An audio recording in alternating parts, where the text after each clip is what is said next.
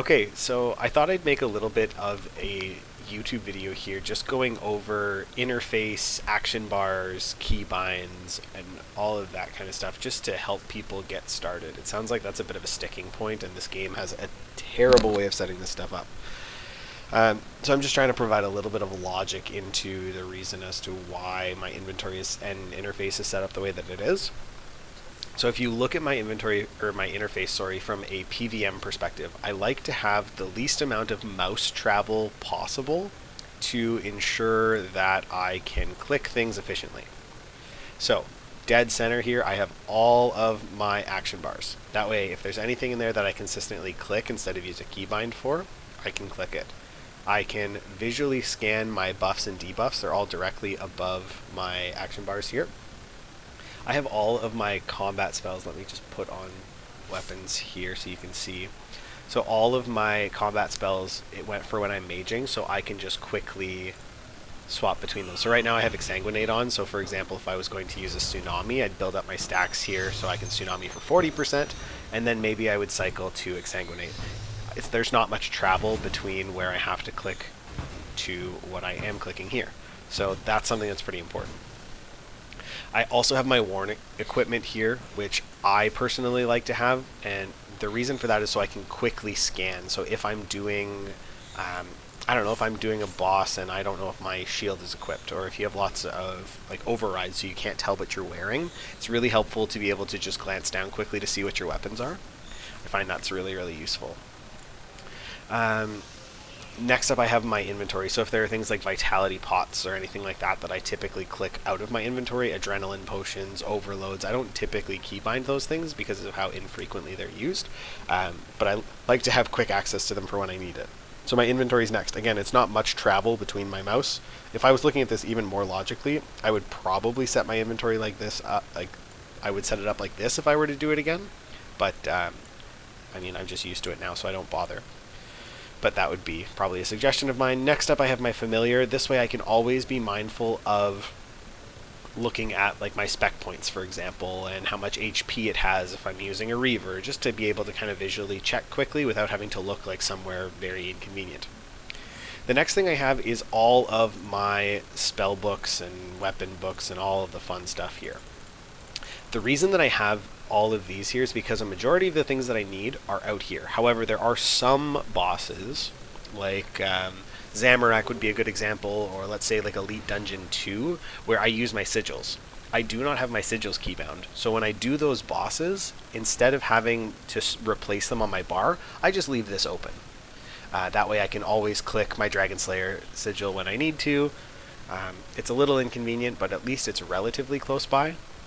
So that's kind of something that I like to do there. And then this is just like my grouping stuff for when I'm being a skiller, friends list, and then my teleports are up here because I don't typically need them in a rush.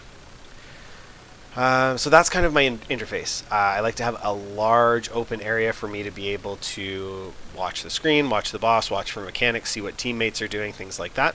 So I typically play quite scrolled out, and I like to have a nice big open screen without stuff in the way. I see a lot of people that just have things like, I don't know, just like an absolute disaster on their screen, and honestly, just being able to set yourself up for success from the start is going to go such a long way. The next thing I think I want to talk about here is action bars in general.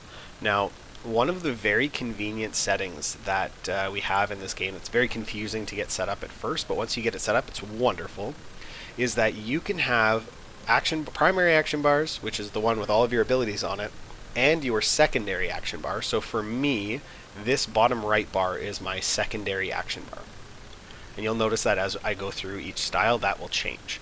So if I were to equip, let's say, a magic weapon, notice how right now I have necromancy abilities and necromancy secondary things here. So I have like my bone shield and invoke death and split soul, life transfer, living death, darkness, threads of fate, my tier 99 prayer, a shield for some reason. I don't know why that's there.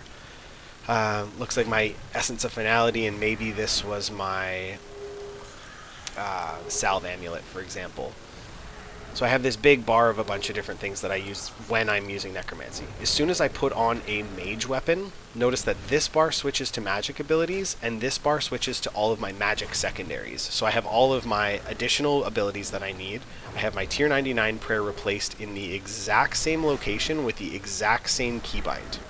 So that's an important one. So if I am using necromancy, I can turn on my tier 99 prayer. If I switch to mage, it's the exact same button to turn my tier 99 prayer on. So that's just a bit of quality of life that I like to have there. I also have my main hand offhand keybound here. I have my two-hand keybound here. So if you'll notice, for magic, I have those things keybound so they can just kind of swap. As soon as I switch over to necromancy, this is the only style I would say this doesn't hold true for at the moment because we don't have weapon switches. So I just have junk in those keybinds. But let's look at melee for example. So if I put my melee weapons on, again, notice how this changes my top bar and my secondary bar down here changes. So now I have my main hand offhand here, and I have my two-hand here. So they're the exact same buttons. This was ZGS before that. I was just switching it to Nox because that's what I had in my inventory. But it's the exact same button. So J and K put on my dual wield, H puts on my two-hand. So I can just swap those out. So if I were to switch back to mage, it's the exact same. J and K for dual wield, H, J, K, H, right? So I can just always push those buttons regardless of style. It just helps for consistency. So no matter what combat style I have to use, it is always going to be the same buttons for me to get my dual wield and my two-hand on. So that's something I really like. Again, range is very similar as well. So I've got all of my bars that switch. I've got all of my extra things here. I've got my J and K for my blights. I've got H for my bow. So it's the exact same thing as all of the other styles. They all operate the same way. And all of these bars automatically switch for me, so I don't have to stress out about it. That can all be done in settings. So if you click on your settings cog here, combat and action bars, there's ways to bind all of your bars. So you can select, like anytime I put on melee dual wield, my main action bar will switch to this bar. So that takes a little bit of practice to get all of this set up, but it's very, very helpful. Okay, getting into your action bars themselves. So a lot of people like to have a lot of abilities for their Revo. I mean, you can have it set to the whole bar if you want to. I'm not here to tell you how to live your life. Do that if you want to Revo the whole thing. That's fine. I personally just have it set to 4 because with Necromancy, I don't want anything other than my first 3 basics triggering automatically. I want everything else to be done intentionally so I don't end up wasting stacks or wasting my Soul Scythe, anything like that. But my general rule for my action bars is that I have my main bar, which has all of my damage output and anything that I need to be able to routinely access. My secondary bar has things that I use less frequently. So for example, like my Living Death, I have it keybound, so I always know that I can shift B to get started, and that will start my rotation. So that's one thing that I like to do here. So things like my Split Soul and Invoke Death, they're always going to be there when I'm necroing, but I don't have them on my immediate bar. That holds true for a lot of things as well, like for range I've got Deadshot here, for mage it's Tsunami, and for melee it's Overpass. Oh, it's Barge actually, sorry. So I can use that keybind very similarly for all of those abilities that I typically like start rotations off with. So I really, really like that setup. So these are always going to be style specific. The other 3 bars you'll notice never change. So my center left bar here is all of my prayers. I'll just put some food and things on here as well, just so you can, just so things light up. So all of my prayers are here. Necromancy is just down here, but it's still, they're all in a line as far as keybinds go. I have food brew. I have my Vuln Bombs. All of my mobility abilities. That way, no matter what style I'm using, I always have access to my mobility, and they're always the same keybinds. Limitless is something that I use regardless of style, and Shards and Shatter aren't used a lot, so they probably don't need to be on my bar, but I mean, it's just, it's an old carryover for me. Next up is my defensives bar. So all of the defensives that I need, it does not matter what style I'm using. If I'm meleeing, for example, and I just need to grab a shield, So as long as I'm meleeing, it doesn't matter. S is always going to be resonance. If I'm ranging, it will still be the exact same. If I'm maging, it will be the exact same. So this is just always the same consistent bar. So I always have access to my defensives when I need them. There's a little bit of overflow here where my pocket slot is keybound. So no matter what book I'm wearing, I can turn it on and off there. And ingenuity of the humans. Again, this was more or less just a carryover that it needed to go somewhere. It doesn't necessarily have to go on a defensive bar. I just wanted quick access to it. And then I have a utility bar down here. So this has things like darkness for when I'm using any style that isn't necromancy. I have my weapon spec. I have my EOF spec. That way, if I'm using mage, I can FSOA spec and G-staff. If I'm using Bow the Last Guardian in range, I can Bogue spec, I can SGB spec, or Dark Bow spec, whatever's in my EOF. Much the same with any other style. So for Necromancy, for example, I can tier 95 spec, I can tier 90 spec. Very conveniently, at least. What else do I have on here? I have things like Entangle. This was for my Zami grind. I have Heal Other, Venge, Disruption Shield, Spellbook Swap, Intercept. I have the spells that I use most frequently. My Smoke Cloud is on there. Spellbook Swap again, between Standards and Lunars. So I just use that as essentially like a utility bar. I need to have Disruption Shield regardless what style I'm using, even if I'm not maging. So it goes on this alternative bar. Much can be like the same can be said for Venge. It can be said for Intercept. All of that is pretty useful. So that's kind of my general rules for action bars, just to make sure that you've got consistent access to things on the same keybinds. So no matter what style you're using, your keybinds don't change. I find that that's really, really important. I often find people have just like bars of mishmash that kind of flip based on their style. So like number 9 here with Necromancy might be an ability, but when they put on their melee gear, like that's actually their barricade button or something. You see that a ton, and it's just really, really difficult to wrap your head around that when all of the buttons are always different. So just keeping a streamlined process will just mean that less learning has to happen. It'll take you less time to actually remember where things are. The other thing that I really, really encourage people to do and to think about is things like your bleeds. So for example, with Mage, Corruption Blast and Combust are my 2 bleeds. They're both on 4 and 5. The buttons, like the actual keybinded numbers themselves don't matter, but just look at what happens when I go to range. Oh, okay, I don't know why Needle Strike is here. Normally this would be like, so let me show you. So we would be like this. So we've got 4 and 5. I'm not sure why that flipped off of there, but either way. So my bleeds are the exact same buttons, and that's a pretty important thing here. So I don't have to learn between styles that bleeds are on 4 and 5. So if I'm maging, okay, bleed 4, 5. If I'm ranging somewhere, bleed 4, 5. It's much the same with my threshold stuns. Now this bar I have definitely not taken as much time to curate and have consistent and even across things, but my threshold is the same. So I've got tight bindings here, I've got deep impact here, and I think it's actually the same with, oh it's not, okay. So this should be theoretically my forceful backhand with melee. But I find that those little pieces of consistency are super helpful when you're learning and getting used to it. That way, no matter what style you're using, it doesn't seem like this completely foreign concept. Like, okay, stun is always the same button, bleed is always the same button. So that would be something that I would consider looking into.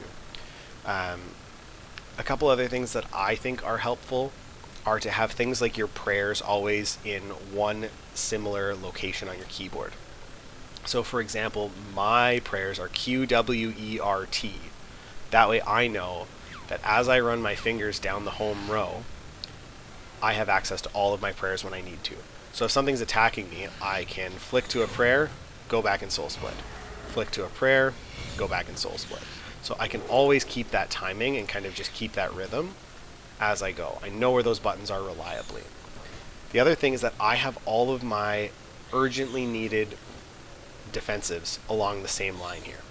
So A, historically speaking, has been my shields, and then I kind of just followed it along. So there was resonance and then freedom, and whatever abilities I was learning to use at the time, I kind of just developed on here. I wouldn't say that these are the greatest keybinds in the world. It's just the way that I developed it for myself. Again, do as I say, not as I do. I would definitely use different buttons if I could go back and didn't have the muscle memory, but having things grouped in similar locations would be a strong recommendation of mine. Like if you'll notice, all of my basic abilities are on the first 5 or 6 numbers of my number pad. I don't typically use the keybinds for my thresholds and ultimates because of how inconveniently I've set them up for numbers, and now I'm just used to clicking them, unfortunately. But I've got prayers along the Q row, abilities along the 1 row. My shift 1 row are things like my weapon specs, my ingenuity, my limitless, my EOF spec, things like that are all along there. My A and Z rows are both defensives, and then there's shift variants on very few things just to be able to kind of help out. You may notice that as far as my weapon switches go, maybe I'll just like load a mage preset for this or something. What's this? Yeah, this will work.